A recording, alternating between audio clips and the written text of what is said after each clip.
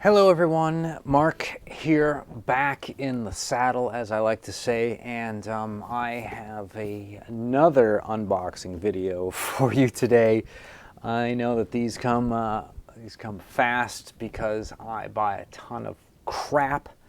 Can't stop myself, but it's so much fun getting weird and wacky crazy things in to look at and to photograph.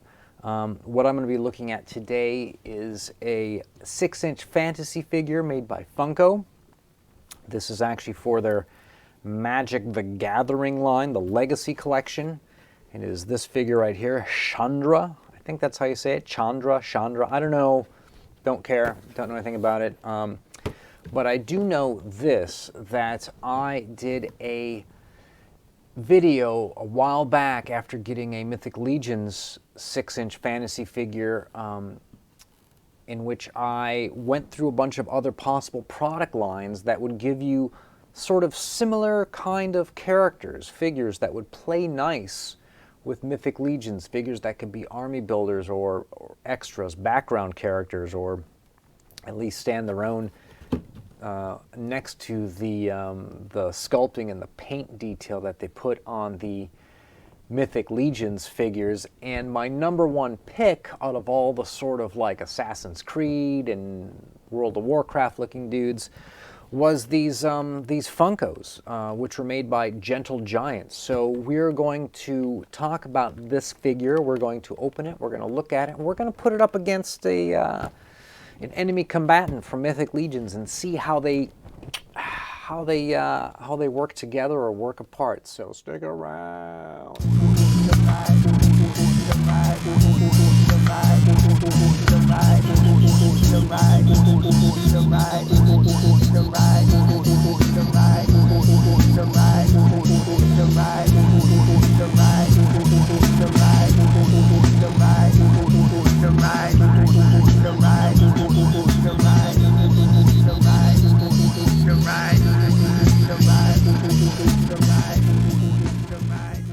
All right, here we are on the psych table, and first thing that is going to get talked about in this review, unboxing, is the box itself. And this is rather interesting from a marketing perspective. If you are not interested in toy marketing perspectives, you can skip ahead to where we open the box, etc. But we're going to talk a little bit about the packaging because it is in fact interesting, and I'm going to show you why. Right, so we're looking at this package and we see that it is essentially black and white, very sort of generic, okay? There's a little bit of color here, and you can see that the graphic is reimprinted on the back. They've done the flames, that's kind of cool, but for the most part black and white with a little bit of some embossed silver on it, right? So there's some here, on there, and on there, on that, and that. Okay, so what is the embossed silver highlighting? It's highlighting the word, or the words, Legacy Collection. Okay, Legacy Collection, Legacy Collection. And the number 6, right? And if you flip it over, look how big the 6 is on top. And what they are trying to convey to the average toy collector or person buying these is that you need to buy not just this one figure, you need to buy the entire collection. That's why they keep pushing Legacy Collection, Legacy Collection. And they're trying to see these as part of a set that you need to buy by putting the numbers very big. And in fact, if you flip it over, right, you'll see that, of course, says Legacy Collection, Series 1, and it has a list, right? It has a list, and by the list is their numbers. And there is nothing else about the character on here, okay? There's no bio, there's no alternate picture than the one that's shown here. That's also the same one on the side and the front.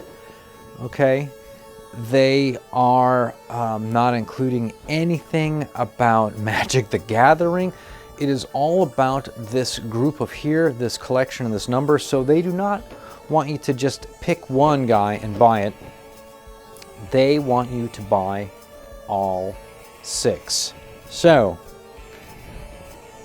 with that being said, we should crack this dog open and take a look at the figure, as I think I can tell already it looks really cool. So let's just see what happens. All right, there is a little bit of tape. Now, in case you don't know, when I buy things new in the box, it is sad that I have to open it, because I know that people collect things in the box, and once you take it out of the box, its collection value goes down considerably. But I'm also the kind of person that I buy these things so that I can use them and not just have them sit on the shelf. By the way, if you pick up a bunch of these figures, you'll see that the boxes are all meant to go right next to each other in a line on a shelf. Again, the marketing wants you to buy all 6, not just your favorite.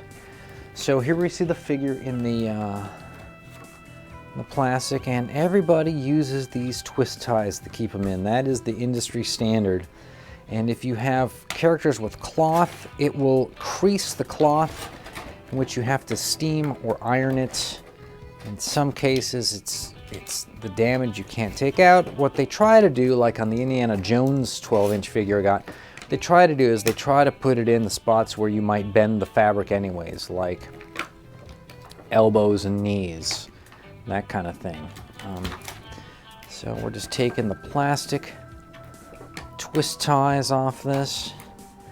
My question for you guys, and feel free to answer however you want, but when you get toys and you open them and it has all this packaging gack, do you keep the twist ties and the rubber bands and stuff like that? What do you guys do? All right, so one of the reasons why I spent the extra $1.65 in my budget, remember the budget is $10 a figure for this series. I went to like 11 and change, was because the ones that you could get for $10 are loose, which I would prefer, did not have a little fireball.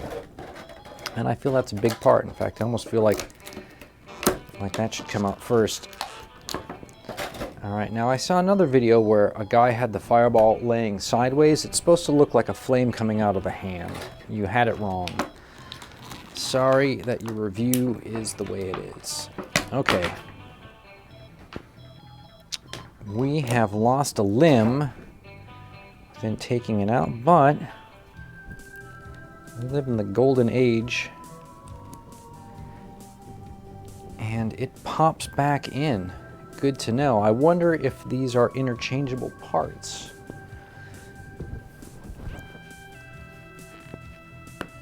Okay, so let's move some packaging, and let's get a little close-up shot. We're going to talk a little bit about the paint on this, because it's real interesting. So this character, I believe, comes from Magic the Gathering card game, and it's probably a character within the game itself. Don't know anything about it, I just bought it because it looks cool. And it has a very specific color palette. It is using this silver and brown and a kind of maroon, okay? And so they use the maroon here, they use on the chest piece. Real prominent on the back. I don't know what's up with this weird... Is she like a fire mage, or does she have like gasoline that shoots through these tubes or something? Is she like... I feel like this character has no magic power, and that they're actually just sporting a flame-throwing gas tank. So the color scheme is this real kind of cool silver, to gray to brown to what would be kind of a muted crimson, kind of a maroon. And the maroon and the brown works really good together. There's a light brown in here. It works really good with the flesh tones of it. But here's something that does not work for me with this. This bright orange Ghostwriter hair, okay? Now, the hair itself looks cool. The bright orangeness of it, though, I know that they want it to be like, this person's got flames coming out of their head like Ghostwriter, but it is... The leg is going to haunt me now. It is, actually, that might be kind of cool. She could be the one-legged, she can get battle damage in a fight. And it's real kind of weird rubbery hair, but it just doesn't go with the color palette. It's too crazy. I like that it's the same color as the eyes. I don't know if you can see the eyes on this figure. Maybe I can, hopefully it'll... it's a cool, interesting face, right? I wish the goggles went up and down. They don't have to come off, but if they went over the eyes, that would be cool. It might be possible to... No, I was gonna say maybe you could... I guess maybe it's in the mold itself. Maybe you could remove those and then drop them down and repaint the head or something, the forehead. I don't know. I like that she's got them, but it would be cool if they moved. Now, it's got some armor that is just kind of flappy. And what you're supposed to do is she's supposed to be holding the flame coming out of her hand. Like this. I don't know if you can see how that's supposed to go. And she can do it like she's almost completely sideways and she can hold it. So the other review that you look up on YouTube of this, where the guy can't get it to fit in his hand, it goes like this, buddy, okay? It goes like this. So as far as the detail on this goes and the sculpting, it is, in my opinion, excellent. It is really well done. God. The paint is really well done. It's really immaculate.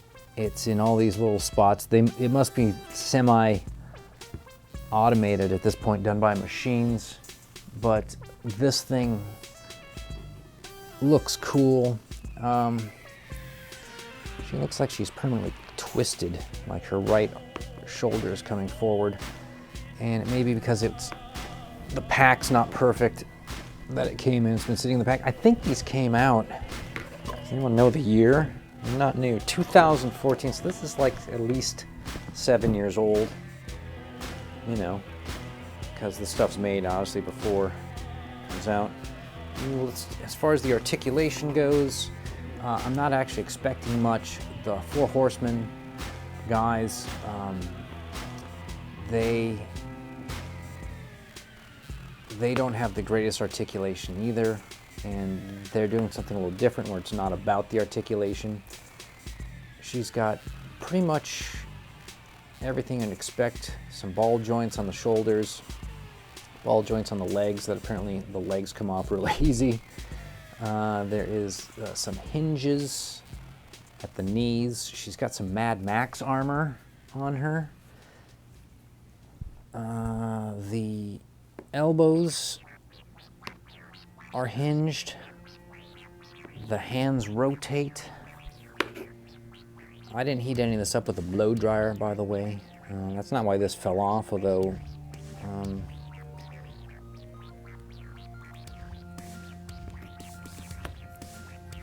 she's got some interesting shoes. They're like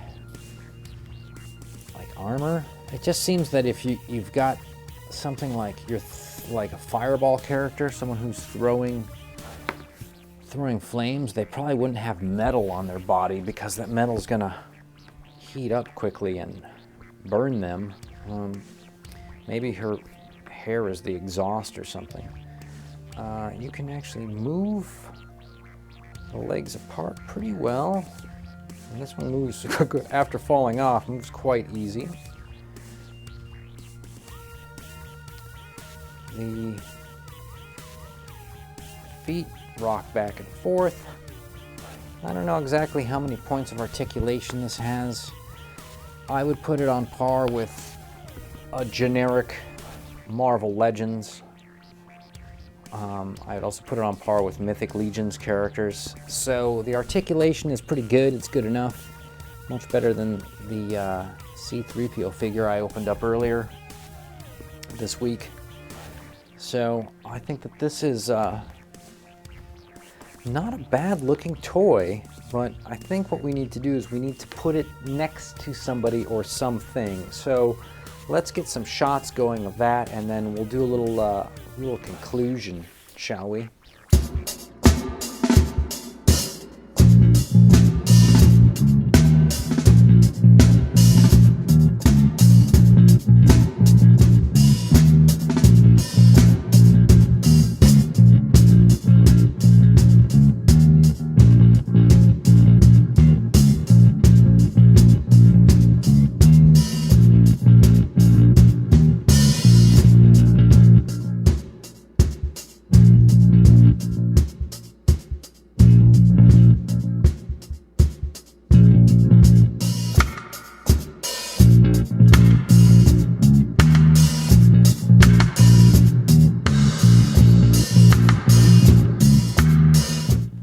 So to wrap up this unboxing and review of this 7-year-old figure sold by Funko, sculpted by Gentle Giant, part of the Legacy collection of Magic the Gathering.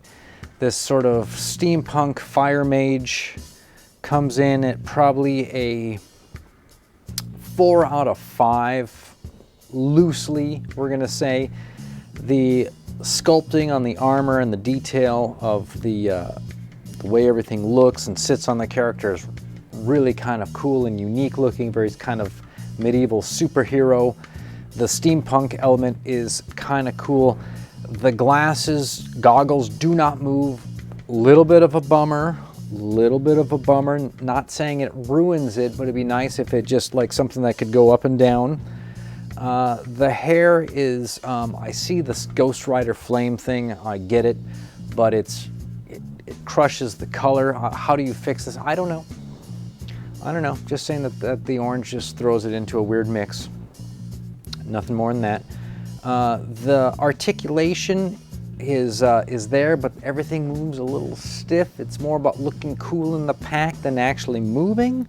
One of the legs did just fall off. It wasn't broken, you just stick it back on, but the point has to be made that it did fall off, did happen on camera. We reveal all that. It's what you need to know.